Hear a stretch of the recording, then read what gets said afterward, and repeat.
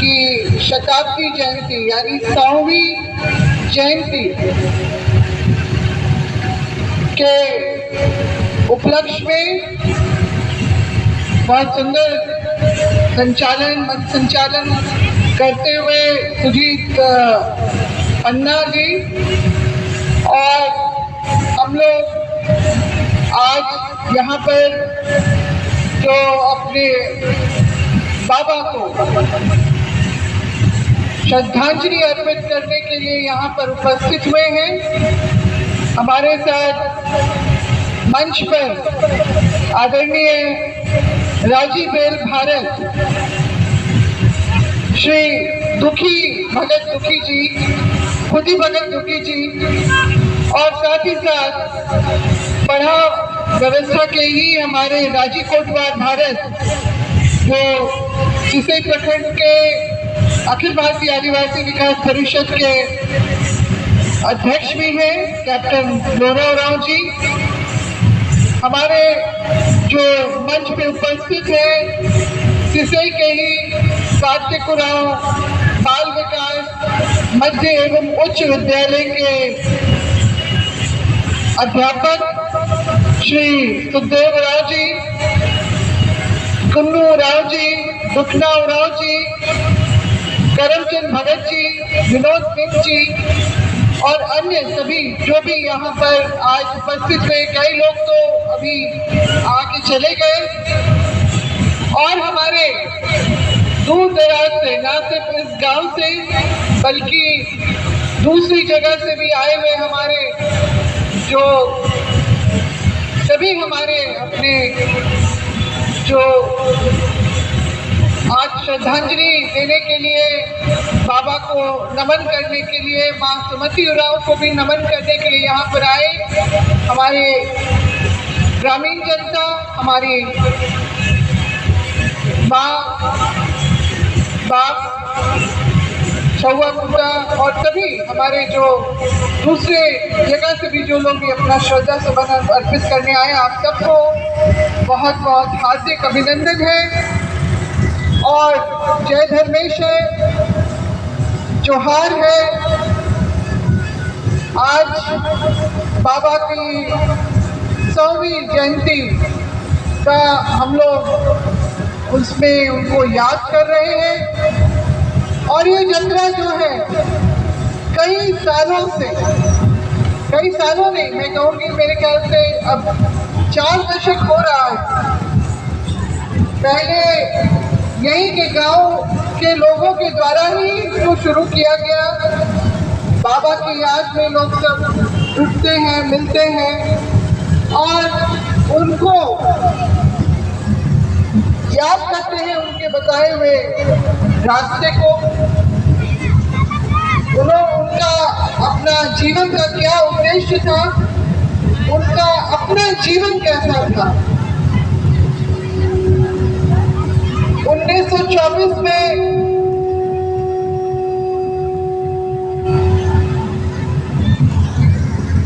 सन 1924 में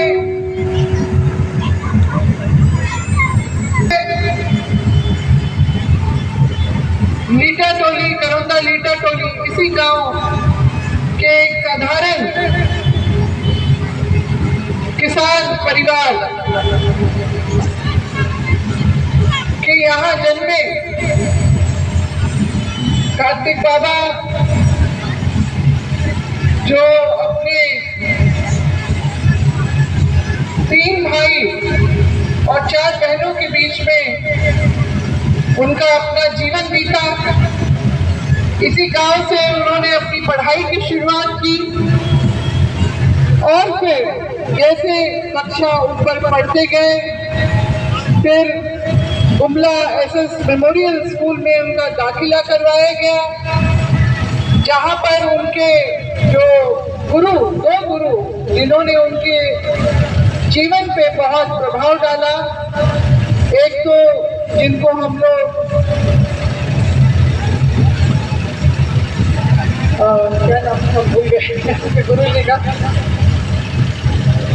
हाँ इधर आइए, क्या नाम था, पंडित जी जो आयता उराव जी, जिनको क्योंकि वो विद्वान थे इसलिए उनका पंडित जी भी बोला जाता था। आयता पंडित जी सम्मान के साथ उनको एक उपाधि दी गई थी। और एक और शिक्षक थे लुइस मिंग जी। ये दो शिक्षकों का उनके जीवन पे काफी प्रभाव पड़ा। उन्होंने उनको शिक्षा के मार्ग पे कैसे आगे बढ़ना है, अनुशासन में कैसे आगे बढ़ना है, वो उनको दिखाया, सिखाया। और फिर उन्होंने शिक्षा को ही अपना जीवन का आधार बनाया। जैसे कि मैंने कहा कि एक साधारण किसान परिवार में जन्म तो लिया था, मगर उनके पिताजी अनपढ़ होने के बावजूद भी वो शिक्षा का महत्व समझते थे। और उन्होंने भी चाहा कि जो मेरा बेटा है वो पढ़ लिख करके जिंदगी में आगे बढ़े। पैसे के अभाव में, मतलब पर्याप्त पैसे नहीं थे, तो उन्होंने 10वीं की परीक्षा के बाद अपने उसी स्कूल में, एसएस मेमोरियल स्कूल में 1 साल तक क्लर्क की नौकरी भी की। और जब पटना साइंस कॉलेज में जाने के लिए उनके पास पैसा हुआ तब उन्होंने वहां दाखिला लिया। फिर साइंस कॉलेज से निकल के, पटना साइंस कॉलेज से निकल के उन्होंने इंजीनियरिंग कॉलेज में दाखिला लिया। और इंजीनियरिंग कॉलेज में उनके जो एक शिक्षक थे उन्होंने देखा उनको, उनकी प्रतिभा को पहचाना। और उन्होंने उसी वक्त कह दिया था कि तुम आगे पढ़ने के आगे तुम इंजीनियर, सिर्फ साधारण इंजीनियर नहीं बनोगे, तुम विदेश भी जाके पढ़ाई करोगे। और उनकी बातों को उन्होंने गांठ बांध लिया। फिर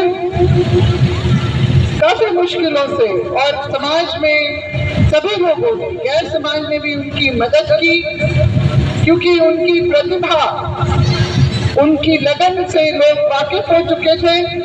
और सबके सहयोग से वो इंग्लैंड जैसे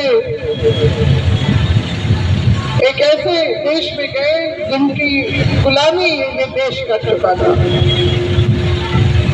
और उन्होंने एक के बाद एक 9 वर्ष का समय उन्होंने विदेश में बिताया।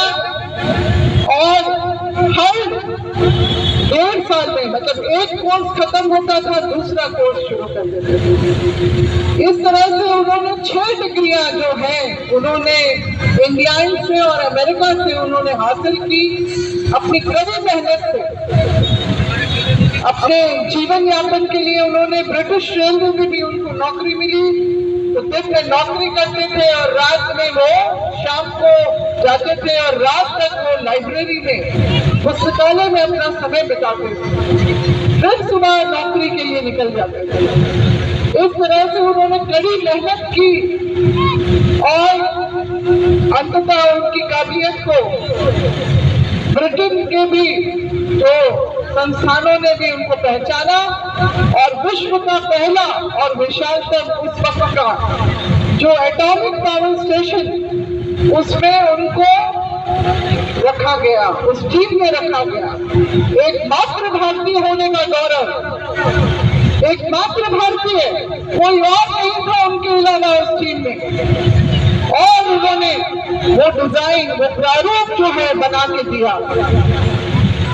उसी वक्त जो है, उसी के आपके देश आजाद तो हो चुका था। देश के प्रथम प्रधानमंत्री पंडित जवाहरलाल नेहरू जी जब इंग्लैंड की यात्रा पे गए थे तो उनको पता चला कि यहाँ पर एक भारतीय आदिवासी युवक जो है वो इतने बड़े प्रोजेक्ट में काम कर रहा है। तो उन्होंने उनसे विशेष वार्ता की, बात किया और उन्होंने कहा कि हमारा देश आजाद हो चुका है, आपकी जैसे प्रतिभाशाली व्यक्ति हमें अपने देश में चाहिए जो देश निर्माण में, प्रगति में अपना योगदान दे सके। तो कार्तिक बाबा ने कहा कि मेरा ये प्रोजेक्ट जो जब खत्म हो जाएगा तो मैं स्वदेश लौटूंगा। इतने बड़े प्रोजेक्ट में काम करने के बाद निश्चित रूप से उनके सामने और भी बहुत बड़े बड़े अवसर आए होंगे। मगर देश प्रेम ने अपने लोगों की जो एक खुशबू है अपने रिश्तों की, वो उनको यहाँ वापस लेके आई। और उन्होंने उनको जब एजेंसी में जब उनको वहां पर जो प्रधानमंत्री के द्वारा ही अपॉइंटमेंट मिला और जब वो वहां नौकरी कर रहे थे तो उन्होंने अगल बगल के इलाकों में घूमना शुरू किया। शाम को या रविवार को वो निकल जाते थे रिक्शा में, और फिर जब उन्होंने देखा कि एक ऐसा समाज, आदिवासी समाज जिसका बहुत गौरवशाली इतिहास है, जो अपनी पारंपरिक व्यवस्थाओं के लिए बहुत अमीर है, समृद्ध है, वो आज जो है हीन भावना में डूबा हुआ है। तब उनके मन में आया कि हमारी जो पढ़ा व्यवस्था है उसको पुनर्जीवित करने के लिए हम लोगों को काम करना होगा। और उन्होंने जो है अपनी टीम बनाई और उसके बाद उन्होंने पढ़ा व्यवस्था को पुनर्जागृत किया, पुनरुत्थान किया उसका। और पढ़ा व्यवस्था एक ऐसी व्यवस्था, हमारी प्राचीन व्यवस्था हमारे आदिवासी समाज की रही है जिसमें लोग अनुशासन में रहते थे।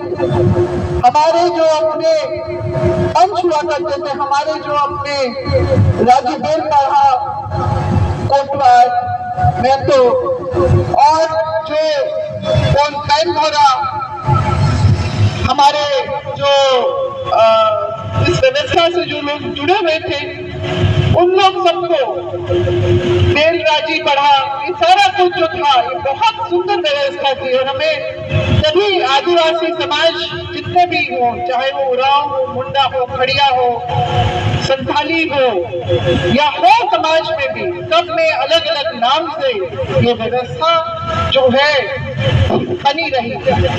और ये व्यवस्था के ही बदौलत जो है हमारा आदिवासी समाज एकजुट रहा और उसने अपने जो परंपराओं को निभाया, अपने किसी की जो है स्वाधीनता जो है वो कभी भी स्वीकार नहीं की। अंग्रेज भी ये समझ गए थे कि आदिवासी समाज एक ऐसा समाज है जो हमसे कभी समझौता नहीं करेगा, हमारे सामने झुकेगा नहीं।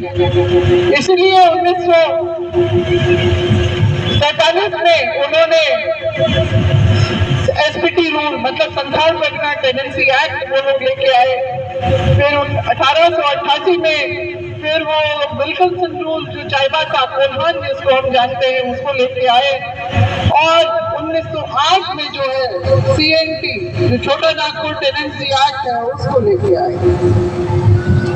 और इस देश में आदिवासियों के क्षेत्र को अनुसूचित क्षेत्रों के द्वारा के रूप में घोषित किया और स्वशासन की बात की कि आदिवासी समाज जो इनके इलाके हैं उसमें देश का चलने वाला कोई भी लागू कानून यहाँ पर जो लागू नहीं होगा। इस तरह का हमारा समाज की हमारा इतिहास रहा है, हमारी परंपरा रही है, हमारी व्यवस्था रही है। इसको बाबा कार्तिकेय ने समझा और इसीलिए उन्होंने पढ़ा व्यवस्था को पुनर्जीवित किया।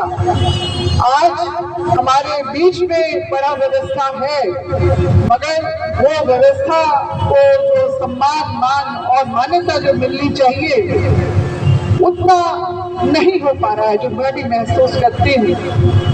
क्योंकि समय के साथ बहुत कुछ बदल गया है, मगर एकजुटता में ही बल है। ये बात को हम लोगों को समझना होगा। अनुशासन में ही वो बल है, वो समाज को बांधे रखता है। ये सारी चीजों को हम लोगों को समझना होगा। और कार्तिक बाबा ने जो हमारे अपने समाज, आदिवासी समाज की अपनी जो धर्म, परंपरा, संस्कृति को बचाने के लिए जो उन्होंने काम किया, वो एक राजनेता थे, मगर उनका एक सामाजिक जो एक उन्होंने स्वरूप भी अपना जो तैयार किया था, उसके लिए वो हमेशा लगे रहे।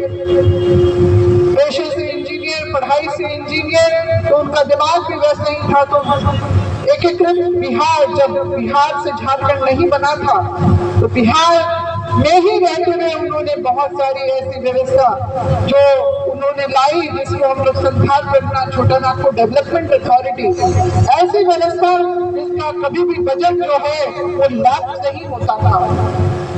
ट्राइबल सब प्लान भी उनकी देन रही है। ये बिरसा एग्रीकल्चर यूनिवर्सिटी जो है उनकी देख रही है कि हमारा जो है क्षेत्र जब झारखंड अलग बनेगा तो ये सारी व्यवस्थाएं हमारी बनी रहेंगी। ऐसी सोच की, इतनी दूरदर्शी सोच की कार्तिक बाबा थे और वो चाहते थे कि हमारे समाज के लोग पढ़ लिख करके आगे बढ़े। तो अगर हम उनको मानते हैं, उनमें श्रद्धा रखते हैं, उनकी बातों को हम लोग को समझना होगा कि समाज कैसे बढ़ेगा, जैसे वो अपनी जीवन में बढ़े, किस रास्ते जीवन में बढ़े, किस रास्ते जीवन में बढ़े, शिक्षा के रास्ते जीवन में बढ़े। और उस जमाने में तो व्यवस्थाओं की बहुत कमी थी। आज हम लोगों को अपने बाल बच्चों पे ध्यान देना है कि वो पढ़ाई लिखाई जो है सही, जो भी है वो अपना जीवन जो है सही दिशा में रखे। और कोई भी चीज असंभव नहीं है, अगर लोग चाहें तो अपनी जो जिंदगी का अपना राह जो है वो सुधार सकते हैं, बना सकते हैं, अपने हाथ में है। तो ठीक है, हम लोग अपना परंपरा संस्कृति सब कुछ निभाए, उसको लेके चलना है, क्योंकि वही हमारी पहचान रही है। और उसी की बदौलत हमारे पुरखों ने एक से एक क्रांतियां की, ऐसी क्रांतियां की कि आज अंग्रेजों के भी दांत खट्टे हो गए और फिर उनको ही मजबूरन हमारे लिए फिर वो सारे कानून भी बनाने पड़े। आज भी वो कानून हमारे बीच में है तो मगर 100% रूप से वो लागू नहीं हो सका है। बहुत हद तक हमारे ही अपने लोग जो है इसके लिए जिम्मेदार हैं, जो हमारी अपनी व्यवस्था जो जमीन से सीधा जुड़ी हुई है, जल जंगल जमीन सिर्फ नारा नहीं है, वो हमारे आदिवासी दर्शन का हिस्सा है। और अगर हमारी जमीनें नहीं बचेंगी तो हमारी धर्म परंपरा संस्कृति भी नहीं बचेगी। तो फिर हम जिनका हम नमन करने के लिए आते हैं हर वर्ष, उनका सपना तो अधूरा रह जाएगा, धूमिल हो जाएगा। तो आदिवासी समाज को पढ़ लिख करके जागरूक होना है, अपने हक अधिकारों को समझना है। किसी के भी आने पे बोलने पे हम लोगों को जो है भेड़ बकरी की तरह नहीं चलना है। हमारे पूर्वज अगर अशिक्षा के दौर में भी इतनी बढ़िया व्यवस्था बना सकते हैं तो आज तो शिक्षा का बोलबाला है, तो इसमें हम लोग कैसे पीछे रहें। तो मेरा बस यही कहना है, जितने भी लोग यहाँ पर आज उपस्थित हुए हैं, सब चीज है अपनी जगह पे, मगर अगर सच्ची श्रद्धांजलि अगर बाबा कार्तिक उरांव को देनी है तो शिक्षा पे जोर दीजिए। अपने घर में बच्चों को शिक्षा के लिए प्रेरित कीजिए, माहौल बनाइए। मैं ये नहीं कहती हूँ कि सिर्फ वो पढ़ाई करें, घर का काम भी करना चाहिए, वो बहुत जरूरी है। कार्तिक बाबा भी तो इंग्लैंड में रहते थे या फिर गुमला में रहते थे, तो अपना घर का काम अपना काम तो करते ही थे और पढ़ाई भी की उन्होंने। तो हमने बहुत करीब से देखा है उनका अपना सोच विचार क्या था। मैं काफी छोटी ही थी, स्कूल में ही थी जब हमें छोड़ के चले गए, मगर वो जितने दिन भी हमारे साथ रहे, उन्होंने जो प्रेरणा जो दी आज भी हमारे साथ मौजूद है और हम लोग चाहते हैं कि वो हमेशा मौजूद रहे। तो इस बात पे हम लोगों को अगर हम उनके नाम पे जयकारा लगाते हैं कि कार्तिक बाबा अमर रहे, तो उनके सिद्धांतों को, उनके जो संदेशों को, उनके मार्ग को भी हम लोग को अमर रखना है। तभी आदिवासी समाज बचेगा, तभी हम लोग जिंदगी में आगे बढ़ेंगे, तभी हम लोग एक मजबूत समाज के तौर पे अपना जो है एक अपना स्वरूप बना पाएंगे। तभी ये सब हमारे जो आगे बढ़ने का रास्ता हम लोगों का हमेशा बनेगा। यही मेरा आज संदेश है और यही मेरा स्वागत भाषण के लिए तो कहा था। स्वागत इसी लिए करना है कि श्रद्धांजलि देने आए हैं, तो ये संकल्प लेके जाइए कि हम लोग मिलजुल करके रहेंगे और जो शिक्षा का रास्ता जो है वो उसका जोत जो है जगह जगह वो जले, हर परिवार में जले। 2 रोटी कम ही खा लीजिए मगर अपने बच्चे को पढ़ाइए। धन्यवाद। जय हिंद, जय झारखंड, जय आदिवासी।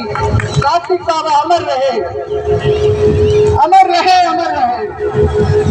और एक चीज हम बोलते बोलते भूल गए थे कि कार्तिक बाबा की जो सोच थी, अखिल भारतीय आदिवासी विकास परिषद जो आप लोग देख रहे हैं, ये पूरे देश में चल रहा है। ये पूरे संगठन जो है वो पूरे देश के आदिवासियों को एकजुट करने के लिए उन्होंने ये सोच रखी।